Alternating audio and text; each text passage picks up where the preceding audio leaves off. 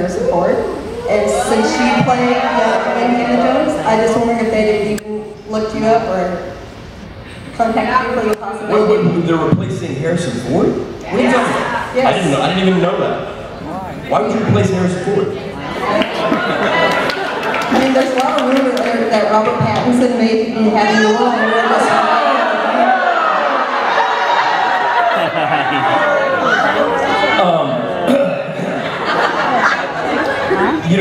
Harrison Ford's like, to me, Harrison Ford was like the last iconic movie star we've ever had, you know? Yes. We've had a lot of actors that have reached fame, but Harrison Ford is like an old Paul Newman movie star. I don't know how anybody fills those shoes like Harrison Ford. I mean, as long as the cat's breathing, the Indiana Jones that I want to see is a Harrison Ford Indiana Jones, you know? It's like, it's the truth though. I hope they don't replace Harrison Ford. That's blasphemy, I say. Thank you. You're very welcome. Good question. Good question. Hello, Sean. Hello. Alright. Now, I know during the movie you guys probably came up with so many like improvs and everything like that. During the movie, was there ever a time when you wanted to create like your own scene that wasn't scripted? Like you guys maybe thought of something really funny or something that probably wasn't appropriate to put into the movie? Yeah, but I'll tell you this just from a filmmaker perspective. The last fucking thing you ever tell an actor is feel free to improvise. Especially you. It's like telling a dude on the first date, like, hey, as soon as you're ready to take your clothes off, you just don't tell an actor fucking feel free to improvise. But you don't? Like an actor's like making shit up that has nothing to do with the present day. But yes, everybody, I'm sure everybody would like, holy shit, it'd be cool if we could blah blah or blah blah. Am I right? Absolutely. Thank you. Alright, we have one more. Hi, Sean. I just want to ask about this movie, The Kiss. I don't know, you're going to be filming in September, and can you give us some like what's it about and something about it, or? You know, it's a killer script. It's a pretty deep art house piece, and it's directed by an amazing French director, and it's about I don't want to give too much away, but it's an artist that he's a sculptor, and he goes to some very, very extreme lengths for realism. And I'll just leave it at that. But it's pretty gnarly. Really, really cool. Yeah. Killer. But it's one of those films that it's rare in a career when you can actually say that, wow, I would love to watch this movie, whether I was in it or not. And that's one of those. Thank you. When does it come out, Sean? We don't start filming until September, so. Okay. September 20th. Wow, she's got my call sheet. She can let you know your call times, I bet. Set my alarm. I didn't know something until I noticed earlier. Yes, ma'am. Hi. I was wondering if you'd like to share a story about Roman dropping the soap in the second movie. Say it again.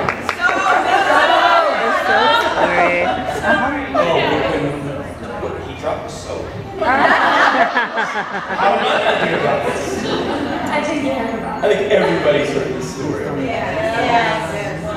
more. I urge you all to go straight to YouTube. It's one of my dearest friends, and I'll tell you this, man. If they're your dearest friends, then you can fuck them up anytime you want to. And let me tell you this. Like everybody always goes, oh my god, man, you're so mean to him. You know what? It's like that's what best friends do. You know, it's interesting. Another little social experiment. You know, with dudes and chicks. You know, chicks compliment each other when they don't really fucking mean it. Dudes fucking smack each other in the head when they don't really fucking mean it. You know what I mean? That's the truth. You know, it's like he's one of my closest friends, and so I give him shit. And that motherfucker's got an equal amount of dirt on me. Trust me. If I didn't trust him implicitly, I would shut the fuck up. Because he could open up the closet and go, really, Flannery? Hey, you guys, have a look. But he did drop the soap. Motherfucker dropped the soap. Oliver dropped the soap. Get What? You're back to it. I can't even tell who it is. And plus, I'm from Texas. Hey, you know what? Shocker here. If you approach the door, I'm probably gonna fucking open it for you. Get over it. If it's chilly, I may give you my jacket. Get the fuck over it. Yes, ma'am. If my waitress, she could be fucking 18, I'm 109, and I call her ma'am because that's the way I was fucking raised. I will not apologize for that shit. I don't know when it became rude to be fucking polite. What the fuck is that? Earmuffs. I apologize for the profanity back there. Sorry. Everything's backward. I just saw it was like a 2-year-old, and I'm like cussing like a sailor. Yes, baby.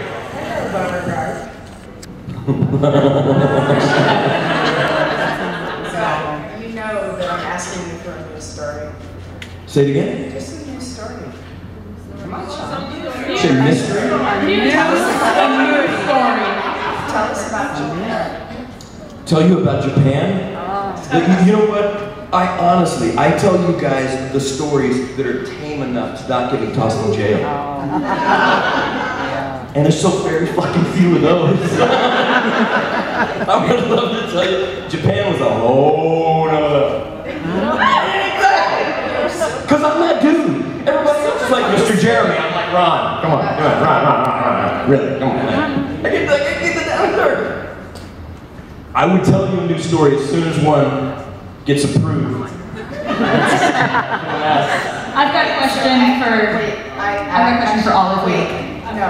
What? I asked him in line today for a new story. Oh.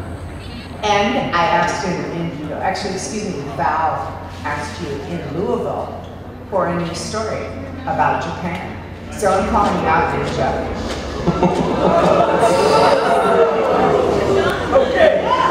Alrighty. Hey, while you think of a new story, I gotta point out the fact that there's somebody that in the front row right now that flew in from Japan to see you. Can you stand up on the front row? You flew in from Japan? There are four that flew in from Japan. I see you, they're hiding. Lovely kimono, I love your kimono. Thank you. There is Yuko. So shy. Stand up, Yuko. Stand up. Stand up. Wait. Mie and Shiori, right there. Shiori, right here. Stand up, Now, Shiori. check this out for a wacky little bit of trivia. Ellie, stand up. You see Ellie right there? Right-handed God, the first person that ever took pen to paper to write me what they call a fan letter was Ellie. I met her in 1992 in Japan. When I checked in, she was standing in the lobby. I met her, I chatted with her, she handed me my first fan letter ever. I still have that letter to this day. And I saw her when we went to Japan, and she didn't even be able to remember her. I was like, that's Ellie right there. That's fucking Ellie right there. And today, so we came out in Japan, which was in December. But she flew to Japan to see me again, and she brought one of the first photos we ever took, and it has that date stamp on it from way back then. Isn't that killer? Literally, like everybody says, like, oh yeah, you're my first fan, my number one. No, motherfucker, I know who my first fan was. It's Ellie, and she's right here. I love you, baby. God bless. I'll tell you, that kind of stuff puts a smile on your face that you cannot purchase with C notes, a stack of them. You can't. You can't buy that kind of pleasure. Thank you for making the trip all the way from Japan. Thank you. God bless you. And as a bonus, that's a Japan story. What's that? That's the new story. You have fulfilled your Yeah, obligation. exactly. That's a Japan story. Yeah. And my three friends here, they travel all the way from Japan to see me, Rocco, Brian Mahoney, and come hang out. It's like whenever you travel that far, it's like, you know, I don't know a lot of people who travel that far for, you know, for same time Ryan. You know what I mean? And thank you for the gifts. Thank you very much. Yeah, it's wonderful to see you guys every time we see you guys. And a lot of you guys, you notice like every time somebody comes up, they're calling by their name, because I know them. Because we've been hanging out that long. It's it's wonderful to have something in your career that has that kind of love and that kind of pull, you know? I didn't have another one of those in my career, you know? I've never seen anybody with a powder tattoo. It'd be kind of weird if somebody tattooed across his back. I don't know. But you know, Boondock has that. You know, it just has that kind of like universal appeal. And I don't know. I'm very grateful. We're all very grateful. God bless you all. And especially for coming from Japan. You guys kicked ass. We have another audience question. It's not really a question. The girl that's sitting next to me flew in from Serbia. So I met her, yes. You're absolutely right. I wanted to just give her a shout out. My voice is going. And she had an 8-hour layover. Yeah.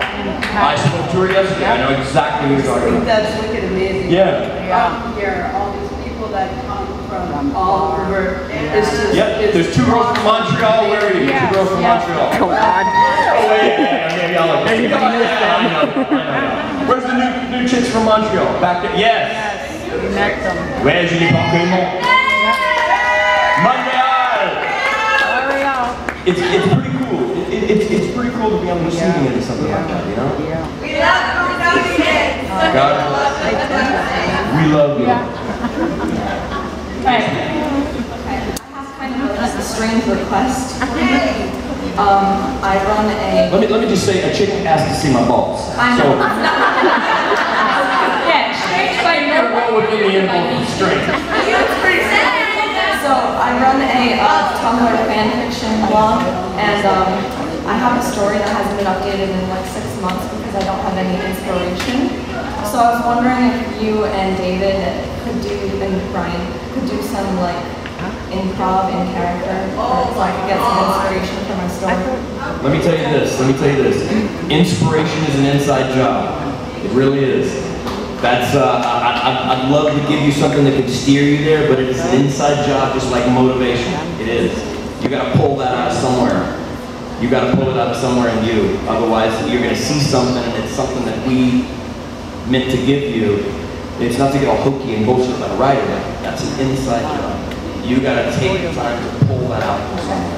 But, having said that, I'd love to see Marconi do some improvisation. Yeah, okay, as the uptight, smart cop from Southie, I'll tell you, no, sit the fuck down.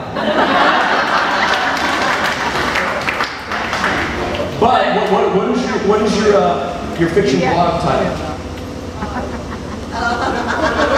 What you write? You don't want people to check it out?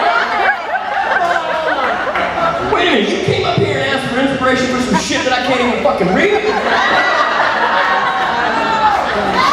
Then I echo Mahoney. Sit the fuck down. Alright, write it down. I want to check it out. I really do. Yes, sir. 2 more. Hi, I'm 2 friends from Texas, Redmond, Texas. I'm going to talk to you. And I'm a future Texan. Tom Ball, as a matter of fact. Yeah, I'm a future Texan myself. Yeah. I actually wanted to ask you if there was a... And Shreveport. Oh, yeah. I love that. Fucking steel trap. Yeah. Because it's still like so, is there a specific role, a dream role that you'd love to play? Like maybe a real person or a famous character that you'd like to play? Good question. I mean, like Sean, if you played Indiana Jones, it would be like a series of Han Solo movies. Would you do the Han Solo movies if they asked you? You know, look, like I said, I've made a career out of films that nobody sees. So obviously, if somebody wanted me to play Han Solo, I'd love to sit here and go, you know what, I'll read it later. The answer is fucking yes. Of course. Yeah, I could have just read the Han without the Solo and it'd be yes.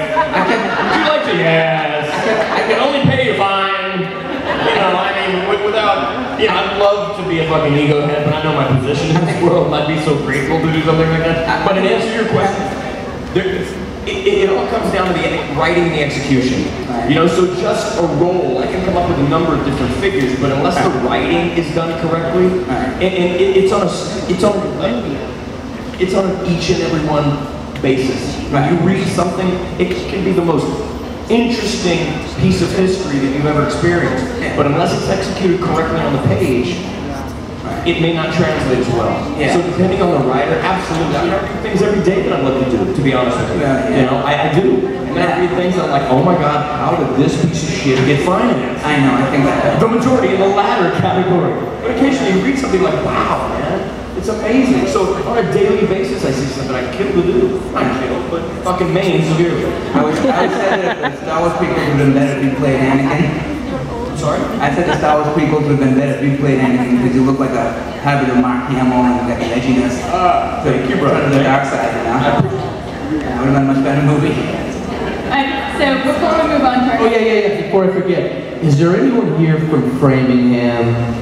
Framingham, I was born in Framingham, local boy. Just anybody know? Fucking Framingham. Yes, sir. Years ago when I first saw Boondock, my buddies sat me down and they said, they didn't tell me anything about the movie. They just said, you're going to love it, just check it out. And that was it. So we all saw it. We all went out and bought the DVD and showed all of our friends over the next several years. What do you guys think about the longevity of this franchise? There's t-shirts, tattoos, action figures. What do you guys think about those? Hey, it's great, yeah. I didn't think it would happen. You know, that was great. Gotta give it up to Troy Duffy. Troy Duffy, he's the man. He's the man, he's the creator, he's got the instincts. Another story about Troy, I don't know, probably a lot of you do know this. One of the big hot shots, money men, wanted the Willem Dafoe part to be played by Stallone. And Troy Duffy had the balls to say no. And then he picked Sean and Norm, and he had the choice. You would believe the people that tried. Mark Wahlberg tried out for this part. There was a lot of people who tried out for the part, and he said no. These two have the chemistry. They're the ones who are going to do it. He stuck to his guns, and he did it. Troy Duffy. Troy Duffy. You know, a lot of people, they always say, you know, I hear this in the music industry all the time. Whenever people say, yeah, we're about to go in the studio and record a hit record. It's like, no, you're not. I'm fine. No, you're not. Hit record is dictated by a lot of variables outside of what you create. Just because you create something amazing doesn't make it a hit record. The people that listen to it make it a hit record. It can be the most amazing thing ever put down on wax. But unless the public goes, holy shit, and raises it up, that's what makes it a hit record. And when somebody goes, yeah, we're going to do, why don't you make more cult hits? Because cult hits have nothing to do with quality. I mean, you'd like it to be good, but it has to do with you guys seeing something so special and unique and going, holy shit, I'm going to show this. Out of my 8 friends, there's only 2 that are worthy of seeing this. You guys watch it, don't show it to the other 6 that we don't really like. And then they tell 2 friends and so on and so on. I mean, you want to execute something that means something to you, but just because you do something good doesn't mean that the public's going to take hold of it. And there's a lot of variables that are outside of our control, you know? I think one of the main reasons is nobody told you guys to like the film. There was no prints and ads going, and now Big Explosions Part 2 starring Willem Dafoe. You know, it was just there. And somebody found it. And it's like that obscure record that you think you found from the UK that nobody's ever heard. And then some dude in an orange Corvette pulls up next to you on the stoplight playing that song, and you're like, fuck you! Who turned him on to the fucking song? It's like that, you know what I mean? And Boondock just kind of took a life of its own like that. I remember going to Blockbuster. I got a phone call from Rita saying, dude, fucking Boondock's becoming a big hit. I'm like, yeah, we're fucking Rita, you're out of your mind. Like, but he wasn't kidding. I went there and I saw like 2 copies on the shelf. Then the next week it was a shelf. Then the next week there was like 2 shelves. Then the next week 1 section. Then the next week the whole fucking wall of sections. It was crazy. I remember we just called and he's like, dude, I just saw a guy with our faces on a t-shirt on the Venice Boardwalk. It was really crazy, man. And there's no recipe for that. I mean, if there was a recipe, everybody and their grandmother would be doing it instead of making $100 million pieces of fucking steaming shit. You know, I mean, in all honesty, it's not like me or because of research, it's everything. It's a lot of variables that come together magically when the timing is right and the political atmosphere is right to absorb a story like that. When the politically correct society is very different when you can get away with doing shit like that. I mean, some of the shit that we did in Boondock would appall people today. My God, you know. It's just, it's an honor to have ever been a part of something like that so many people have wholeheartedly embraced, you know? It's just, it's a once-in-a-lifetime thing, and we're flattered and honored, but there is no recipe, you know? It's just a really, really good experience to be a part of something like that. Thank you, guys. We got time for 2 more questions. I have a question. Well, you know what? Let's just go through the line. No more people in line, but let's get everybody that stood in line. That's cool. Go ahead. I have a question for Sean. Since your hair is blonde and there was a scene in Boondock 2 Yes, stay blonde! Stay gold, booty boy! Yes, I will stay gold. Do you think that there's going to be a scene in Boondock 3 about Murphy giving Connor shit for having his hair blonde? Reese is already giving me the funniest shit. So I think we've shot that scene many times. But yes, answer your question. Hello, gents. Sean, I was wondering about your dojo in Los Angeles. Have you ever considered hiring a massage therapist to practice? Now, I'm not thinking that way. There's legit uses for massage therapy. And all I'm saying is, if you're interested, I will be a graduate in August, and I am Reiki trained, so I am very well with energy work and with muscular structures. And not in that way either. It's a legit practice. I will keep it in mind. Thank you. All right. Have a good one, guys. You too. Hi. I just have a quick general question and one request for Rocco. Do you guys wish that Rocco's character had lived past the first one? I didn't hear either. Oh, I'm sorry. Right into the mic. Oh, okay, my bad. I'm sorry. I said I had one general question and a request for Rocco. Do you guys wish his character had lived past the first movie? Of course. And my one request is, when I walk away, can you tell me catch you on the flip side? Of course. That's it. Is Spartacus there? Walk away. Catch you on the flip side. You know, guys, the Rocco character to me is the conscience of the whole film. You know, it's every syllable out of that cat's mouth is the public. You know, fuck yeah, you should be on every corner. I think it's the sentiment of everybody that fell in love with this film. It's him going, holy shit, what a great idea. You know? So I fell in love with the character. Is he dead? Let me tell you this is a fucked up Rocco couldn't get his line right. So we ended up killing 19 cats to get that scene shot right. That was long before PETA became a pain in our ass. I'm kidding. Somebody here's dialing PETA right now. And also, Sean Patrick Flannery wore a life rattlesnake as a condom. Okay, that part happened, but the cats would stay. Yes, ma'am. I'm in the Boston area. This movie means a lot to me because of the city. What does this city mean to you guys? What does the city of Boston mean to you? Well, it starts with fucking Tea Party for me. But I like history. You know, and I kind of think that fucking sentiment is a wonderful inauguration into the Boondock Saints story. The fuck this, we're not gonna take that shit anymore. Boston is wicked strong. Wicked strong.